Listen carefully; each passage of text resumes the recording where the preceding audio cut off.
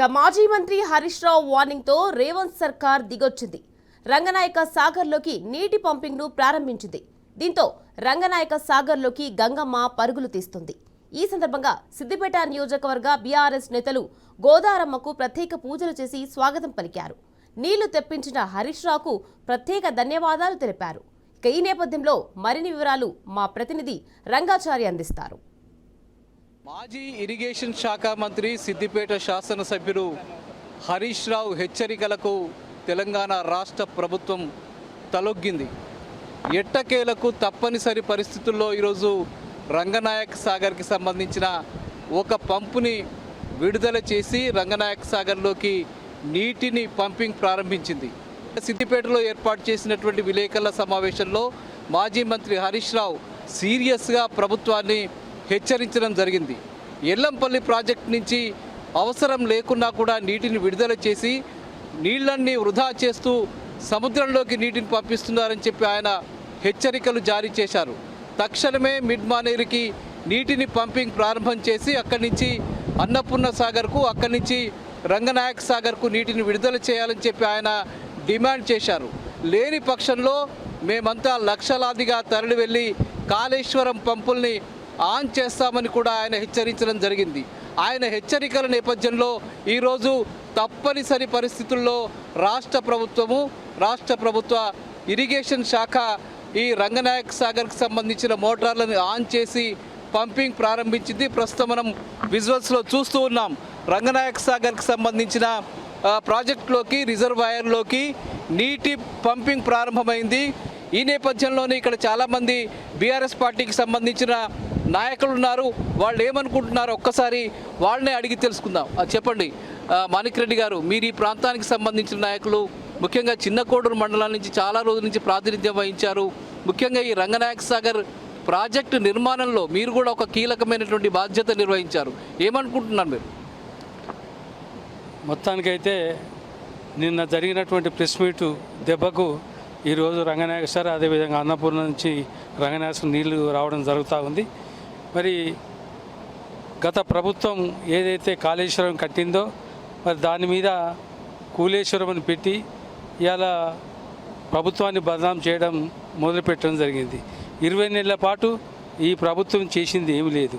కాళేశ్వరం కూలిందని ఒక సాకుతో మన నీళ్లను కూడా వదిలే పరిస్థితి మరి పూర్తి స్థాయిలో ఈ పోయిన ప్రభుత్వాన్ని బదనాం చేయాలనే ఆలోచనతో ప్రభుత్వం ఉన్నది. మరి ఈ నీళ్లు కూలిపోతే నీళ్ళు ఎక్కడికి వెళ్ళి వచ్చినాయి? మరి అందరూ కూడా దయచేసి ప్రజలు కూడా అంత అర్థం చేసుకోవాల్సిన అవసరం ఉంది. ముఖ్యంగా కాంగ్రెస్ పార్టీకి ఓ విధానం లేదు, ఓ పద్ధతి లేదు. ఇవాళ ఒక మంత్రి ఒక ముచ్చట చెప్తారు, ఒక మంత్రి ఒక ముచ్చట చెప్పడం. మొత్తానికి ఏది ఏమైనా నీళ్లు రావడం అనేది సంతోషం. ముఖ్యంగా హరీష్ రావు గారికి మా బీఆర్ఎస్ పార్టీ తరఫున, మా చిన్నకోట మండల నాయకత్వం తరఫున, వారికి రైతాంగం తరఫున కూడా పూర్తి స్థాయిలో కృతజ్ఞత తెలియజేస్తూ ఉన్నాం. మీరేమనుకుంటున్నారు? మొట్టమొదట గౌరవ మాజీ మంత్రి వర్యులు హరీష్ రావు గారికి ధన్యవాదాలు, రైతులందరి పక్షాన కృతజ్ఞత తెలియజేస్తూ ఉన్నాం. ముఖ్యంగా ప్రతి సీజన్లో కూడా మరి ఈ ప్రభుత్వము గత ప్రభుత్వం మీద నెపం నెట్టి కాళేశ్వరాన్ని కట్టినటువంటి ప్రభుత్వం ఏడైతే పేరొస్తుంది, టీఆర్ఎస్ ప్రభుత్వానికి పేరొస్తుందనే ఉద్దేశంతో ఎండబెట్టిండ్రు. ఇవాళ మరి హరీష్ రావు గారు నిన్న చేసిన డిమాండ్ మేరకు పక్కన కరెంటు ఉంది, ఇటు పక్కన నీళ్లున్నాయి. మరి రైతులకు ముందు చూపుతోటి ఆలోచించి వచ్చే పంటకు ఇప్పుడే స్టోరేజ్ చేసుకున్నట్టయితే మరి వచ్చే యాసంగి పంట కాలానికి రైతులకు అందుబాటులోకి నీళ్లు ఉంటాయి. మరి దాని ద్వారా పంటలు ఎక్కువ దిగుబడి వచ్చేటువంటి పరిస్థితి ఉంటుందనేటువంటి ఉద్దేశంతో నిన్న ప్రత్యేకంగా వాళ్ళు మళ్ళొకసారి ప్రభుత్వానికి మొద్దు నిద్ర నుండి లేపి గుర్తు చేస్తే తప్ప ఈ రోజున రంగనాయక సాగర్ పంపులు ఆన్ చేయడం జరిగింది. ఇది ప్రతిసారి హరీష్ రావు గారు గుర్తు చేస్తే తప్ప ఈ నీళ్లు వదిలిపెట్టేటువంటి పరిస్థితి లేదు. మీరు మరి దయచేసి ఈ పరిస్థితిని అధిగమించి మళ్ళాసారికి ఖచ్చితంగా పంట కాలానికి ముందే నీళ్ళు ఇస్తారని చెప్పి ఆశిస్తూ ఉన్నాం. మరి రైతులకు తక్షణమే ఇప్పుడైతే యూరియా కొరత నివారించండి. మరి వచ్చే పంట కొనుగోళ్లకు కూడా ఇప్పటి నుంచే ఏర్పాటు చేసుకోవాల్సిందిగా మేము డిమాండ్ చేస్తా ఉన్నాం. మీరేమన్నా?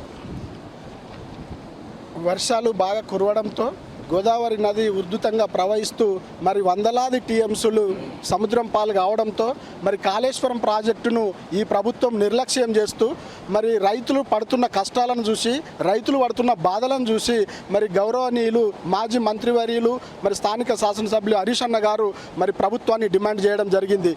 భారీ నీటిపారుదల శాఖ మంత్రి గారికి లేఖ రాయడము, మరి ప్రెస్ మీట్ పెట్టి మరి నీళ్లు వదులుతారా వదలరా, మమ్మల్ని మమ్మల్ని ఆన్ చేసుకోమంటారా అని చెప్పి గట్టిగా ప్రశ్నించడంతో ప్రభుత్వము దిగచ్చి ఈరోజు మోటార్లు ఆన్ చేసి నీళ్లు వదులుతూ ఉంది. మరి రంగనాయక సాగర్లో నీళ్లు రావడాన్ని మరి రైతులు ఈ ప్రాంత రైతులు మరి నాయకులు సంతోషాన్ని వ్యక్తం చేస్తూ ఉన్నారు. ముఖ్యంగా మరి ఈ కృషి చేసినటువంటి మా గౌరవనీయులు హరీష్ అన్న గారికి మా పట్ల రైతాంగం పట్ల వారికి మనస్పూర్వకంగా కృతజ్ఞతలు తెలియజేస్తూ ఉన్నాం. కాంగ్రెస్ ప్రభుత్వం చేస్తున్నటువంటి అరాచకాలను మరి ప్రజలు గమనిస్తూ ఉన్నారు. రాబోయే రోజులలో మాత్రము కాంగ్రెస్ ప్రభుత్వానికి రేవంత్ రెడ్డికి తగిన గుణపాఠం చెప్తారని చెప్పి సందర్భంగా మేము డిమాండ్ చేస్తా ఉన్నాం. ప్రాజెక్టులు పుట్టిందే రైతుల కోసము. ఇక్కడ ఏదైతే సిద్దిపేట, మెదక్, అదేవిధంగా పటంచెరు, హైదరాబాద్, నల్గొండ, చేవెళ్ళ ఈ ప్రాంతాలకు వర్షాలు పడ్డప్పటికి కూడా నీళ్లు ఉండేవి కాబట్టి తెలంగాణ వస్తే ప్రాజెక్టులు వస్తాయి అని చెప్పి ఆనాడు తెలంగాణ సాధించి, తెలంగాణ వచ్చిన తర్వాత ఈ ప్రాంతంలో వర్షం పడ్డప్పటికి కూడా నీళ్లు ఉండలేవు, రైతులు మరి పంటలు పండడం లేదు, ఎండిపోతున్నాయి, ప్రాజెక్టు నిర్మించాలని చెప్పి ఆనాడు కేసీఆర్ గారు, హరీష్ రావు గారు మరి సంకల్పంతో మరి ప్రాజెక్టులు నిర్మించి వారు ఉన్నన్ని రోజులు మరి సమృద్ధిగా నీరుని రైతులకు అందించి పంటలు పండించినటువంటి సందర్భము. ఈ మధ్యకాలంలో రేవంత్ రెడ్డి కళ్ళబొల్లి మాటలతోని నమ్మి నానవస్తే పుచ్చిబుర్రలైనట్టుగా మరి రేవంత్ రెడ్డిని గద్దె మీద కూర్చుని పెడితే కాంగ్రెస్కు ప్రభుత్వం అప్పచెప్తే ఈనాడు ప్రాజెక్టులు ఉన్నాయి కానీ ప్రాజెక్టులలో నీళ్లు నింపడం లేదు. ప్రభుత్వాన్ని మెడలు వంచి ఈనాడు రైతులకు నీరును అందించే విధంగా మరి ప్రభుత్వం మెడలు వంచి ఈరోజు నీళ్ళని తీసుకొచ్చి రైతులకు అందిస్తున్నటువంటి హరీష్ రావు గారికి రైతుల పక్షాన, బీఆర్ఎస్ పార్టీ పక్షాన కృతజ్ఞతలు తెలియజేస్తా ఉన్నాము. ఈరోజు రాష్ట్రంలో అధికారంలో ఉన్నటువంటి ప్రభుత్వానికి మరి కళ్ళు లేని కబోదుల్లాగా వ్యవహరిస్తున్నటువంటి ఈ రాష్ట్ర ప్రభుత్వానికి ఇప్పటినైనా మేల్కొండి.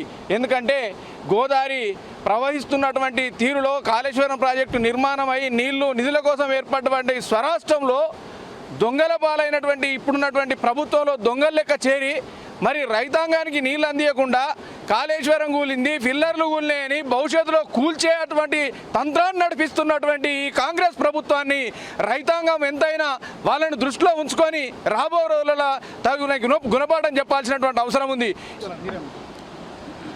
కాళేశ్వరం ప్రాజెక్టును కూలేశ్వరం అని, కూలిందని ప్రచారం చేసిన ఒక ముఖ్యమంత్రి స్థాయిలో ఉండి మాట్లాడిన నాయకుడా, నువ్వు వచ్చి ఇగో ఈ రంగనాయక సార్లో మునిగి నీ పాపం కడుక్కో. ఎందుకంటే రైతుల కోసమే ఈ యొక్క ప్రాజెక్ట్ నిర్మాణం అయింది.